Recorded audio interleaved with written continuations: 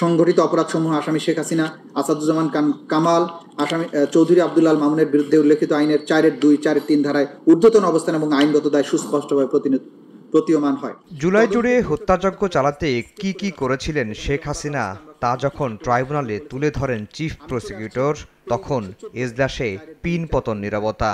শেখ হাসিনা সহ 3 আসামির আনুষ্ঠানিকভাবে বিচার শুরুর প্রক্রিয়া দেশের ইতিহাসে প্রথমবারের মতো সরাসরি সম্প্রচার করা হয়।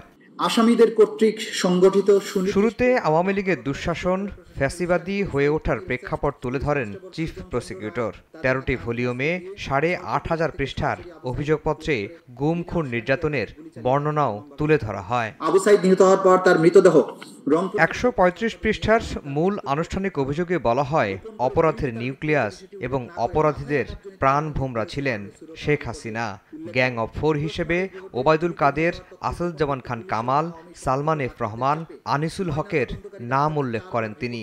বলেন, তাদের যৌথ নির্দেশনা, পরিকল্পনা, উস্কানিতে সারা দেশে নির্বিচারে হত্যাযজ্ঞ চালানো হয়। শেখ হাসিনা ছিলেন সকল অপরাধীর প্রাণভোমরা।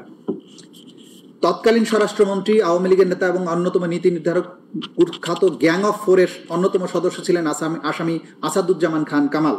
জুলাই বিপ্লব চলাকালে আন্দোলন দমনে শেখ হাসিনা নেওয়া সকল পদক্ষেপ বাস্তবায়নের সিদ্ধান্ত হতো আসামি আসাদুজ্জামান খান কামালের নেতৃত্বাধীন কোর কমিটির বৈঠকে, যা তার ধানমন্ডির বাসায় অনুষ্ঠিত হতো। 4 জন ব্যক্তিকে নিয়ে একটা বিশেষ কমিটি ছিল।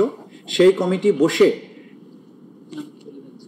কমিটির সদস্য ছিলেন আসাদুজ্জামান খান কামাল, সালমান এফ রহমান, ওবায়দুল কাদের এবং আনিসুল হক। তারা বসে সরকারের ক্যাবিনেটের বাইরে মিনি ক্যাবিনেট হয়ে কোথায় আক্রমণ হবে, কাকে মারা হবে, কাকে ধরা হবে, এই প্ল্যানগুলো করতো। এই জন্য এদেরকে গ্যাং অফ 4 বলা। আনুষ্ঠানিক অভিযোগে আরও বলা হয়, রাজনৈতিক সিদ্ধান্তে আওয়ামী লীগ, যুবলীগ, ছাত্রলীগ ও 14 দল যে মানবতাবিরোধী অপরাধ করেছে তা ক্রিমিনাল সংগঠন হিসেবে গণ্য করা শামিল। উক্ত অপরাধসমূহ জাতিসংঘ সহ বিভিন্ন আন্তর্জাতিক সংস্থা কর্তৃক অনুসন্ধানে প্রমাণিত। উপরোক্ত অপরাধসমূহ কমন নলেজ ও জুডিশিয়াল নোটিশ হিসেবে গ্রহণ করার এখতিয়ার ইন্টারন্যাশনাল ক্রাইমস ট্রাইব্যুনালস অ্যাক্ট 1973-এর 19-3 ধারার অধীনে আন্তর্জাতিক অপরাধ ট্রাইব্যুনালের রয়েছে। যেহেতু আওয়ামী লীগ, যুবলীগ, ছাত্রলীগ সহ তাদের অঙ্গ সংগঠন এবং 14 দলীয় জোট রাজনৈতিক সিদ্ধান্ত নিয়ে নিরীহ নিরস্ত্র ছাত্র জনতার উপরে যে মানবতা বিরোধী অপরাধ সংগঠন করেছে, তাদেরকে ক্রিমিনাল অর্গানাইজেশন বা অপরাধী সংগঠন হিসেবে গণ্য করার শামিল। এদিন শেখ হাসিনা সহ 3 জনের সর্বোচ্চ শাস্তি ও সম্পত্তি বাজেয়াপ্তের আবেদন করে চিফ প্রসিকিউটর। আদালত অভিযোগ আমলে নিয়ে শেখ হাসিনা ও আসাদুজ্জামান খান কামালের বিরুদ্ধে নতুন করে গ্রেফতারি পরোয়ানা জারি করেন। মামলার পরবর্তী শুনানি 16 জুন। এদের বিরুদ্ধে যথাযথ বিচারের মাধ্যমে উক্ত আইনের 20-2, 20-এ ধারা মতে সর্বোচ্চ শাস্তি দান অথবা মাননীয় ট্রাইব্যুনাল অন্য যেরূপ বিবেচনা করবেন সেরূপ আদেশ দানে আজ্ঞা হয়। আইনের 20-এ ধারা মোতাবেক আসামিদের সম্পত্তি বাজেয়াপ্ত করে ক্ষতিগ্রস্তদের অনুকূলে অর্পণ করার আদেশ দানের আজ্ঞা হয়। এই বিচার কোনো প্রতিশোধের জন্য নয়, এটা হচ্ছে ভবিষ্যতের জন্য একটা প্রতিজ্ঞা এবং আগামী প্রজন্মকে নিরাপদ একটি বাংলাদেশ উপহার দেয়া। আমরা বলেছি এই বিচার হবে আবেগ শূন্য, প্রমাণ নির্ভর, তথ্য নির্ভর, নিরপেক্ষ এবং ন্যায় বিচার।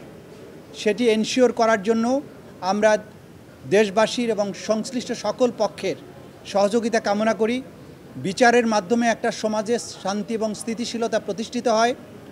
আগামীর বাংলাদেশ যে অন্ধকার অতীত থেকে বেরিয়ে এসেছে এবং বাংলাদেশ যে নতুন করে পুনরুজ্জীবনের স্বপ্ন দেখছে, এই বিচার শেষ হওয়ার মাধ্যমে সেই পুনরুজ্জীবনের স্বপ্ন বাস্তবায়ন হবে বলে আমরা বিশ্বাস করি। তাজুল ইসলাম বলেন, প্রতিশোধমূলক নয়, বিচার হবে প্রমাণ নির্ভর, যেন নতুন বাংলাদেশে আর ফ্যাসিবাদী এই শক্তি ফিরে আসতে না পারে। আফজাল হোসেন, সময় সংবাদ, ঢাকা।